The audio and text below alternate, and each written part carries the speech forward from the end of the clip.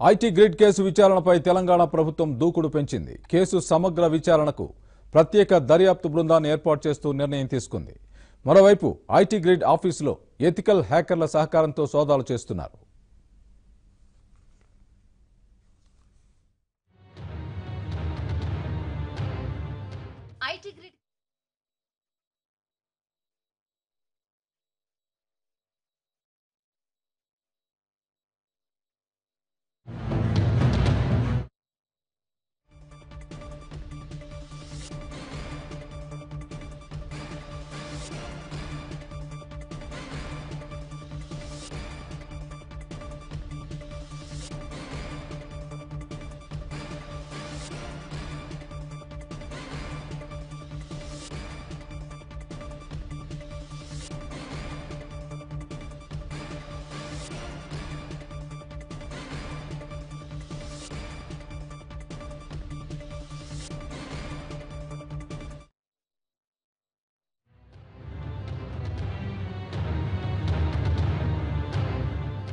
IT grid case సమగ్ర విచారణకు తెలంగాణ ప్రభుత్వం నిర్ణయించింది.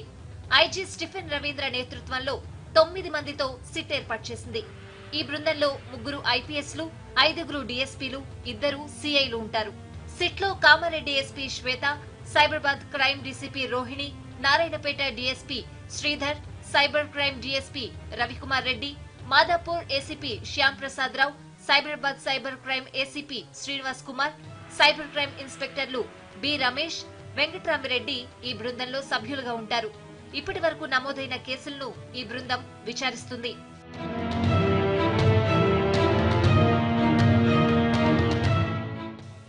మరోవైపు ఈ కేసులో తెలంగాణ పోలీసులు తొలిసారి ఎథికల్ హ్యాకర్ల సహకారం తీసుకుంటున్నారు. ఐటీ గ్రిడ్ కార్యాలయంలో ఉన్న కంప్యూటర్లకు పాస్వర్డ్ ఉండడంతో ఎథికల్ హ్యాకర్లతో ఓపెన్ చేయించారు. ఐటీ గ్రిడ్ లో 3 ఇంటర్నల్ సర్వర్లు, 7 కంప్యూటర్ల హార్డ్ డిస్క్లు మాయమైనట్లు గుర్తించారు. మరోవైపు ఐటీ గ్రిడ్ సంస్థ నిర్వాహకుడు అశోక్ కోసం 3 ప్రత్యేక బృందాలతో గాలింపు చేపట్టారు.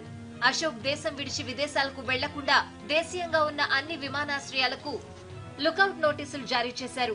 అమెజాన్, గూగుల్ సంస్థలకు మరోసారి 91 సిఆర్పిసి కింద నోటీసులు ఇచ్చారు. ఆధార్, ఎలక్షన్ కమిషన్, ఏపీ ప్రభుత్వానికి కూడా సైబరాబాద్ పోలీసులు లేఖలు రాశారు. ఇదిలో ఒక ఇంపార్టెంట్ కాలమ్ ఉంది. Is the voter residing in the village? Whether he is living in the same village or he is living in the other area.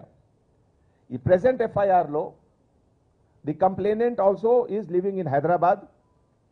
Tarvata mana investigation lo kuda at least 2 names we have verified. They are all living in Hyderabad. So that is why the cause of action is Hyderabad and we have registered the case. Tarvata idilo inka oka column ఉంది.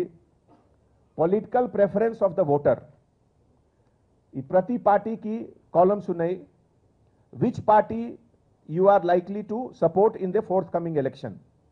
ఇది కూడా ఇదిలో party పేరు కూడా ఉంది. TDP, YSRCP, Janasena, Congress, BJP, CPI, CPM, neutral etcetera. Next లో ప్రతి పార్టీకి ఏం రేటింగ్ ఇస్తున్నారు. So rating of the party is also mentioned in that prati candidate ki. Now this is the summary of the content of the FIR. IT grid India చాలా మంది సర్వేయర్లను నియమించుకున్నట్లు ఎన్నికల సరళిపై తెలుసుకుంటున్నట్లు దర్యాప్తులో తేలిందని Hyderabad police commissioner Anjani Kumar చెప్పారు. ఐటీ గ్రిడ్ సంస్థపై IPC 420, 467, 468, 471, 120B కింద కేసులు నమోదు చేశామని, ఫిర్యాదుదారుల వాంగ్మూలం తీసుకున్నామని తెలిపారు.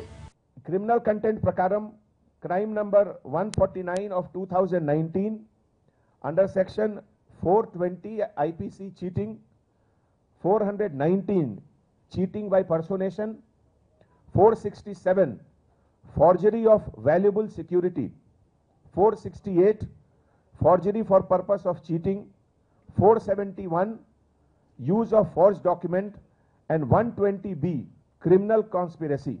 ఈ అన్ని సెక్షన్లో కేసుకి రిజిస్ట్రేషన్ జరిగింది.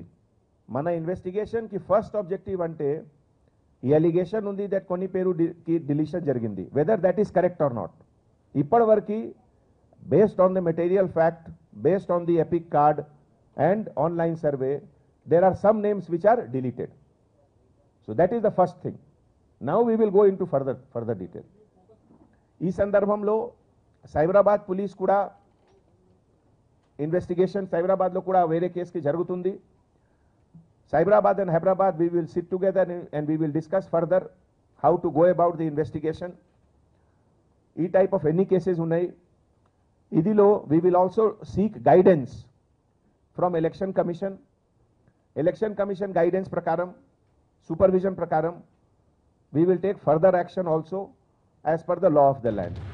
విజయవాడకు చెందిన కందుల రమేష్, కందుల నాగమణికి ఓటర్ ఐడి ఉందని, చిత్తూరు జిల్లాకు చెందిన వేణుగోపాల్ రెడ్డి హైదరాబాద్ లో ఉంటున్నారని, వీరి పేర్లు ఆంధ్రప్రదేశ్ ఓటర్ల జాబితాలో గల్లంతయ్యాయని సిపి వివరించారు. వారి వివరాలు ఆన్లైన్ వెరిఫికేషన్ లో రావడం లేదని చెప్పారు.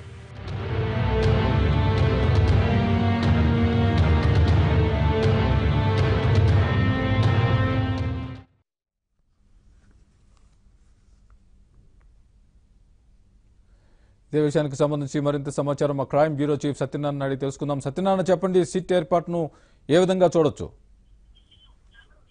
సిట్ ఏర్పాటు వల్ల తెలంగాణలోని వివిధ ప్రాంతాల్లో నమోదైన కేసులను ఏకతాటిపై తీసుకురావడం ఒకటి, తెలంగాణలోని ఇతర ప్రాంతాల్లో కూడా ఇట్లాంటి కేసెస్ నమోదవుతే వాటిని దర్యాప్తు అంతా కూడా ఒకటే పర్యవేక్షణ ఉండే విధంగా ప్రభుత్వం చర్యలు తీసుకుంటుంది. ఇప్పుడు 9 మంది అధికారులతో కలిసి సిట్ బృందాన్ని ఏర్పాటు చేయడం జరిగింది. ఐజీ స్టీఫెన్ రవీంద్ర నేతృత్వంలో మరో ఇద్దరు ఐపీఎస్ అధికారులు, తర్వాత 5 డిఎస్పీలు, 2 ఇన్స్పెక్టర్లను సిట్లు ఏర్పాటు చేశారు. ముఖ్యంగా ఈ లోకేశ్వర్ రెడ్డి ఇచ్చిన ఫిర్యాదు దీంట్లో అత్యంత కీలకంగా మారింది. లోకేశ్వర్ రెడ్డిని డేటా అనలిస్ట్ గానే పేర్కొంటున్నారు. అంటే వైసీపీ నాయకుడు అయినప్పటికీ డేటా అనలిస్ట్ గానే పేర్కొంటున్నారు. అదేవిధంగా మరో వైసీపీ నాయకుడైన దశరథ రామరెడ్డి ఇచ్చిన ఫిర్యాదు మీద కూడా ఇప్పటికే సిట్ కి అంటే ఎస్ఆర్ నగర్ లో కానీ మాదాపూర్ పోలీస్ స్టేషన్ లో నమోదైన 2 కేసులను కూడా సిట్ కి ట్రాన్స్ఫర్ చేయడం జరిగింది. రేపు సిట్ ఇమీడియట్ గా పని ప్రారంభించాలని చెప్పేసి కూడా ఈ రోజు సాయంత్రం జారీ అయిన ఉత్తర్వుల్లో హోంశాఖ పేర్కొనడం జరిగింది. ఏదేమైనా చూస్తుంటే కూడా వ్యవహారం అంతా కూడా అత్యంత ముదురుతుంది. దీంట్లో సిట్ దర్యాప్తు వల్ల సేవామిత్ర యాప్ ఒకటే కాకుండా సేవామిత్ర యాప్ కి ఇతర విభాగాల నుంచి, ప్రభుత్వ విభాగాల నుంచి డేటా చేరింది అన్న కోణంలో కూడా కొంత ఆధారాలను సేకరించడం జరిగింది. ఆ చేరిన డేటాని, పబ్లిక్ డేటాని వీళ్ళు ఎందుకు ఏ విధంగా వాడారు అన్నది తెలుసుకోవడం కోసం ప్రయత్నం చేస్తున్నారు. ఎథికల్ హ్యాకర్ల సాయం కూడా ఇప్పటికే తీసుకోవడం జరిగింది. వీటన్నిటిని చూస్తుంటే కూడా చాలా శరవేగంగా ఇక్కడ తెలంగాణలో పరిణామాలు మారుతున్నట్టు కనిపిస్తున్నాయి. అంటే ఈ రోజు సాయంత్రం అక్కడ ఏపీలో సైబరాబాద్ కమిషనర్ సజ్జనార్ మీద ఫిర్యాదు చేయడానికి ప్రయత్నం చేస్తున్నారన్న వార్తలు వచ్చిన కొద్దిసేపటికే ఇక్కడ హైదరాబాద్ లో సిట్ ఏర్పాటు చేస్తూ హోంశాఖ ఉత్తర్వులు జారీ చేయడం అయితే సంచలనం సృష్టిస్తుంది. Swami, okay Satyanarayana, thanks for the update. Bulletin మరి కాసేపు విరామం తీసుకుందాం.